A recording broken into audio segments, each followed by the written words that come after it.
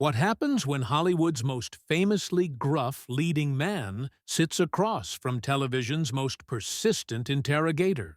You won't believe what unfolds when Harrison Ford faces off against George Stephanopoulos in what was supposed to be a simple promotional appearance that turned into an absolute disaster.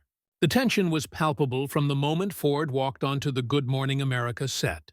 And by the end of this explosive encounter, America would witness one of the most shocking celebrity meltdowns in live television history. This is the story of how a legendary actor's patience finally snapped, leaving viewers stunned and a seasoned host scrambling to salvage what remained of his reputation. The morning started like any other at the Good Morning America studios in Times Square. Harrison Ford had arrived to promote his latest project, expecting the usual softball questions about his career and upcoming film. The 81-year-old actor, known for his no-nonsense attitude and dry sense of humor, settled into the familiar guest chair across from George Stephanopoulos. What neither the production team nor the viewing audience anticipated was that Stephanopoulos had prepared an entirely different agenda for this encounter. "Harrison, thank you for joining us this morning," Stephanopoulos began with his trademark polished smile, his hands clasped professionally on the desk. "I know you're here to talk about your new film, but I'd like to start with something that's been making headlines recently." Ford's expression immediately shifted, his jaw tightening almost imperceptibly. "I'm here to talk about the movie, George. That's what we agreed on." But Stephanopoulos pressed forward, his journalistic instincts overriding any consideration for his guest's preferences. "Your comments last month about the current political climate have generated quite a bit of controversy. Some critics are saying you've become too outspoken for someone in your position. How do you respond to that?" The question hung in the air like a loaded weapon. Ford's famous scowl deepened as he leaned back in his chair, clearly caught off guard by the aggressive opening. The veteran actor had dealt with difficult interviewers before, but there was something particularly calculated about Stephanopoulos' approach that set him on edge immediately. "My position?" Ford's voice carried a dangerous edge that anyone familiar with his filmography would recognize. "What exactly is my position, George? I'm an actor who happens to have opinions about the world I live in. Last I checked, that was still allowed in this country." Stephanopoulos, sensing blood in the water, leaned forward with the predatory instinct that had made him a formidable political journalist.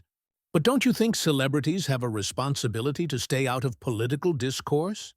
Your recent statements about environmental policy and government accountability have drawn criticism from both sides of the aisle." The studio audience, initially excited to see the legendary Han Solo in person, began to sense the growing tension. Camera operators adjusted their angles, capturing every micro-expression on Ford's increasingly agitated face. The actor's legendary temper, usually kept in check during professional appearances, was beginning to show cracks in its facade. "Responsibility," Ford repeated, his voice rising slightly. "You want to talk about responsibility? How about the responsibility of journalists to ask honest questions instead of trying to create controversy where none exists?" The accusation hit Stephanopoulos like a slap across the face, but he maintained his professional composure while internally calculating his next move. This was exactly the kind of confrontation that could make for compelling television, and he wasn't about to back down now. "I'm simply asking you to clarify your position on issues that matter to Americans," Stephanopoulos replied smoothly, his tone remaining deceptively calm. "Your comments about climate change and corporate responsibility have been quite pointed. Some would say you're using your platform to push a specific political agenda." Ford's hands gripped the arms of his chair, his knuckles whitening with tension. The man who had portrayed some of cinema's most iconic heroes was struggling to maintain his composure in the face of what he clearly viewed as a deliberate ambush. "This is exactly what's wrong with media today," Ford shot back, his famous rasp becoming more pronounced with anger. "Everything has to be labeled, categorized, turned into some kind of political weapon.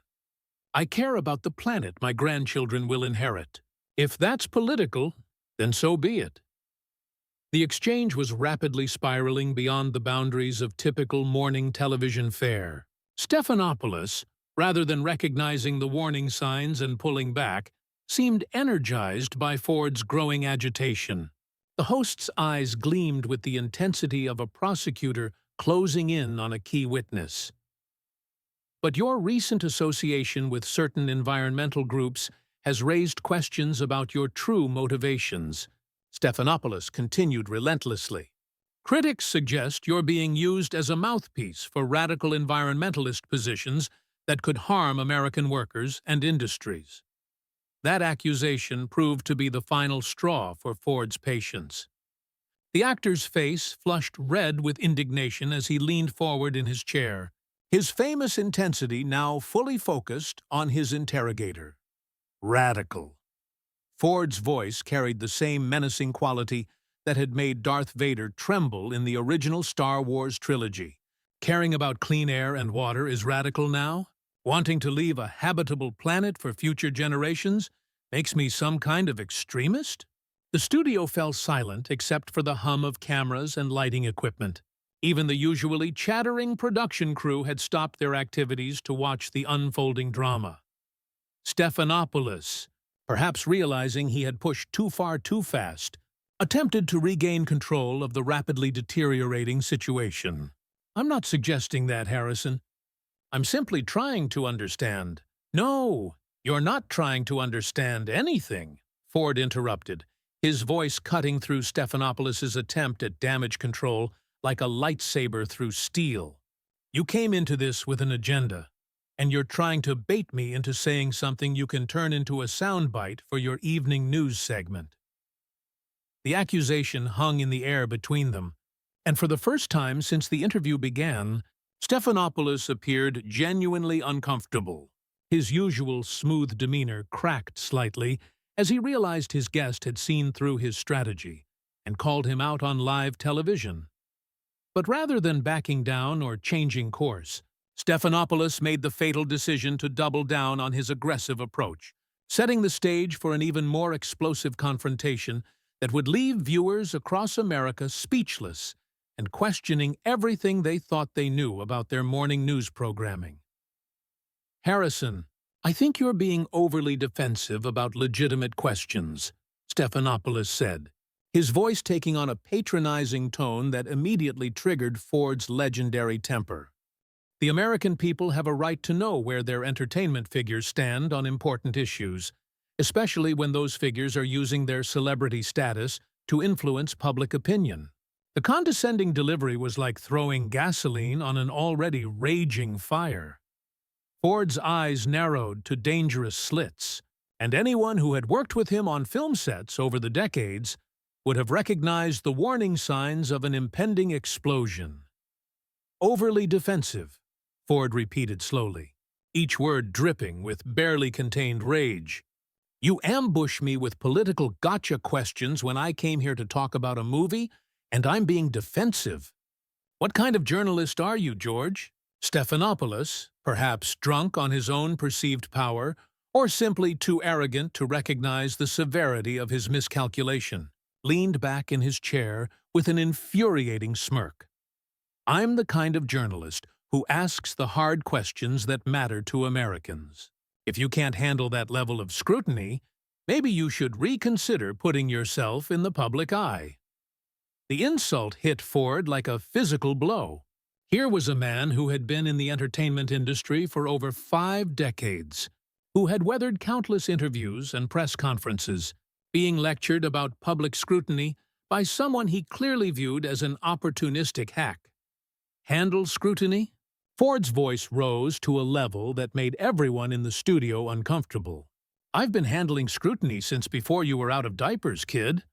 But there's a difference between legitimate journalism and what you're doing here, which is nothing more than tabloid ambush tactics dressed up as morning television.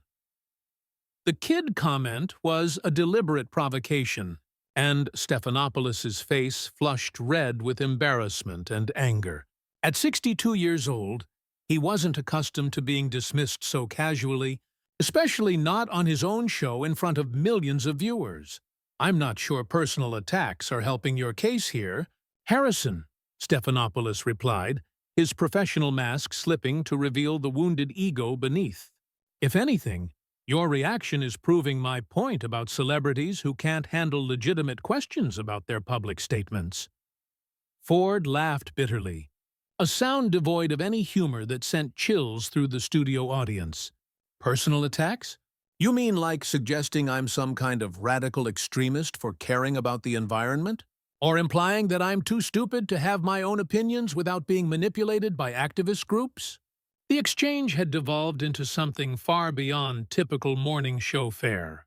Viewers across the country were witnessing what appeared to be a complete breakdown of professional courtesy, with both men now openly hostile toward each other.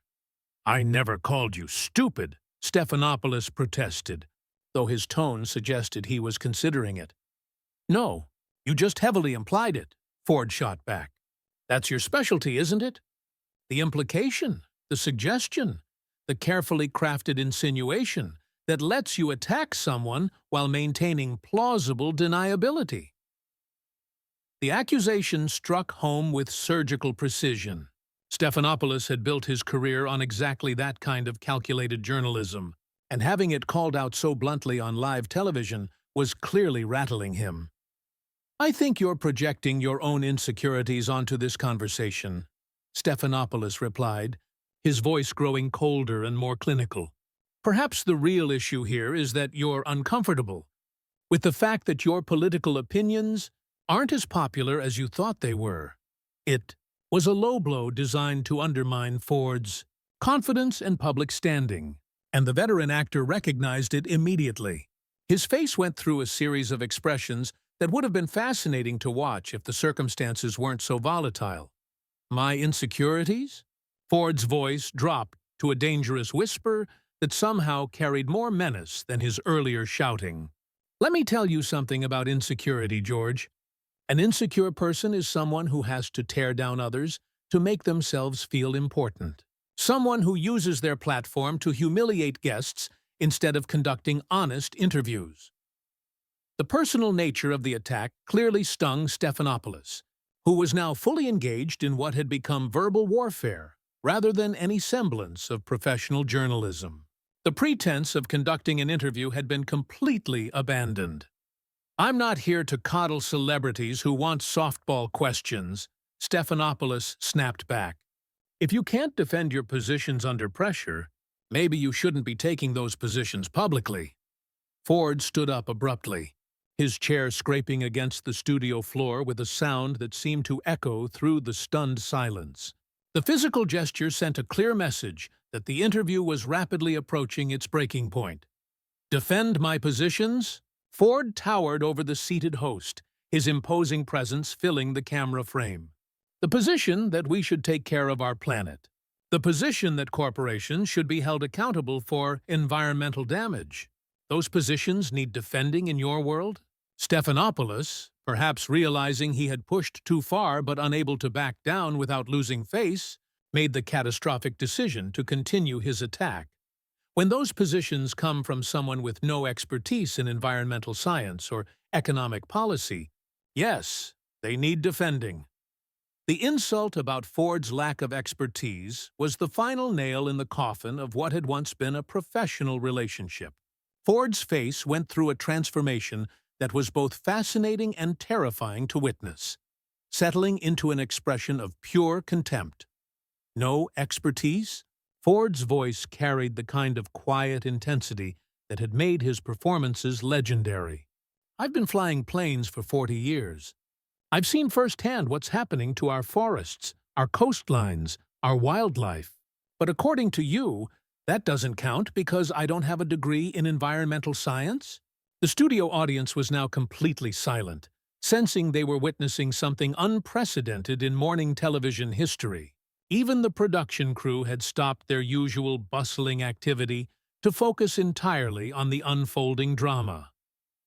Stephanopoulos, cornered and growing desperate, played what he thought was his trump card. Flying planes actually makes you part of the problem, doesn't it? All that carbon emission while you lecture the rest of us about environmental responsibility. Isn't that a bit hypocritical? The accusation of hypocrisy was designed to be the killing blow, but instead, it served as the catalyst for Ford's complete loss of patience with the entire charade the interview had become. Ford's reaction was immediate and volcanic. His face transformed into something that would have made even the most hardened Hollywood executives take a step back. The legendary actor who had faced down fictional villains and real-life studio executives with equal composure finally reached his absolute breaking point. Hypocritical? Ford's voice erupted with such force that several audience members visibly flinched. You want to talk about hypocrisy? Let's talk about a so-called journalist who pretends to care about informing the public while he's really just trying to create viral moments for his own career advancement. Stephanopoulos opened his mouth to respond, but Ford was far from finished. The dam had burst, and decades of frustration with manipulative media tactics came pouring out in a torrent of righteous anger. I fly planes because I love aviation. And yes, I'm aware of the environmental impact. That's exactly why I support cleaner technologies and responsible policies. But you don't want to hear about that, do you, George? You just want your gotcha moment, your little sound bite that you can play on repeat for the next week. You've had your chance to talk. Now it's my turn. You brought me here under false pretenses, ambushed me with political questions I never agreed to discuss, and then had the audacity to lecture me about my qualifications and my character. Well, let me tell you something about character, George. Ford leaned down toward Stephanopoulos, bringing his face uncomfortably close to the now sweating host. The camera captured every detail of the encounter, from Ford's blazing eyes to Stephanopoulos' obvious discomfort. Character is treating your guests with respect. Character is asking honest questions instead of setting up gotcha traps. Character is being a journalist instead of a carnival barker looking for the next freak show attraction. Each word hit Stephanopoulos like a physical blow. The man who had built his reputation on cornering politicians and celebrities found himself completely outmatched by an actor who had finally decided to fight back with both barrels. Blazing. I don't have to sit here and be insulted by someone who clearly has no understanding of legitimate journalism, Stephanopoulos stammered, his professional composure completely shattered. Ford straightened up and let out another one of those bitter laughs that had been sending chills through the studio all morning. Legitimate journalism? Is that what you call this circus? You're not a journalist, George. You're a provocator with a morning show time slot and an inflated sense of your own importance. The insult hung in the air like smoke after an explosion. Stephanopoulos' face went through several shades of red as he struggled to formulate a response that wouldn't make him look even worse than he already did. I've been a respected journalist for decades, he protested weakly, his voice lacking any of its earlier confidence. Respected by whom? Ford shot back without missing a beat. By the people whose careers you've tried to destroy for ratings? By the politicians you've ambushed with gotcha questions? Or just by yourself and the other media vultures who think destruction is entertainment? The brutality of Ford's assessment was devastating in its accuracy. Everyone in the studio could see that Stephanopoulos had been completely dismantled by an actor who had simply refused to play by the rigged rules of modern television journalism. You know what the real problem is here, George? Ford continued, his voice now carrying the weight of absolute moral authority. You've forgotten that there are actual human beings on the other side of your cameras. People with feelings, with dignity, with the right to be treated with basic respect. But that doesn't matter to you, does it? All that matters is the ratings, the clicks, the viral moments that make you feel important. Stephanopoulos made one final desperate attempt to salvage something from the wreckage of his reputation. I'm just doing my job, Harrison, asking the questions that Americans want answered. The response triggered Ford's most withering attack yet. Americans want answered, or Americans want to see you humiliate someone on live television? Because there's a difference. And if you can't see that difference, then you have no business calling yourself a journalist. Ford began removing his microphone with deliberate theatrical precision, each movement designed to emphasize his complete contempt for the entire proceedings. The gesture sent a clear message that the interview was over, whether Stephanopoulos liked it or not. You came here looking for a victim, George. Someone you could push around and embarrass for your own entertainment. Well, congratulations. You found the wrong guy. Stephanopoulos, perhaps sensing this was his last chance to maintain any semblance of control, made the fatal mistake of trying to have the last word. Running away won't change the fact that you couldn't handle a few tough questions. Ford stopped dead in his tracks, the microphone dangling from his hand like a weapon. He turned back toward Stephanopoulos with an expression that could have melted steel. And when he spoke, his voice carried the accumulated power of every iconic character he had ever portrayed. Tough questions. Ford's voice dropped to a whisper that somehow carried more menace than all his previous shouting. You think those were tough questions? Let me ask you a tough question, George. When you go home tonight and look at yourself in the mirror, are you going to be proud of what you did here today? Are you going to be able to tell yourself that you conducted yourself with integrity and professionalism? The question hit Stephanopoulos like a physical blow, and for the first time in the entire encounter, he had no response. His mouth opened and closed silently, like a fish gasping for air. Ford nodded with grim satisfaction at the host's stunned silence. That's what I thought. When you can answer that question honestly, maybe then you'll understand what real journalism looks like. With that devastating final assessment, Ford turned his back on Stephanopoulos and walked toward the exit with the dignity and presence that had made him a Hollywood legend. His footsteps echoed through the stunned silence of the studio as cameras followed his every move. This interview is over, Ford announced to no one in particular, his voice carrying clearly through the studio's sound system. And frankly, it should never have started. As Ford reached the edge of the set, he paused for one final moment and looked back at the defeated figure of George Stephanopoulos, still sitting stunned in his host chair. The contrast between the two men was stark, one standing tall with his integrity intact, the other slumped in defeat with his reputation in tatters. "Good luck explaining this to your producers, George," Ford said with cold finality. "You're going to need it." And with that, Harrison Ford walked off the Good Morning America set, leaving behind a studio full of shocked crew members and a devastated host. Millions of viewers had just witnessed one of the most spectacular implosions in morning television history. Tati Tweetweens, man who had brought Han Solo and Indiana Jones to life, had just delivered a real-life performance that would be remembered long after his fictional heroics were forgotten. In standing up to a bully with a microphone, Ford had reminded everyone watching what real strength and dignity looked like, and what happened when someone finally refused to be pushed around by the manufactured outrage machine of modern media.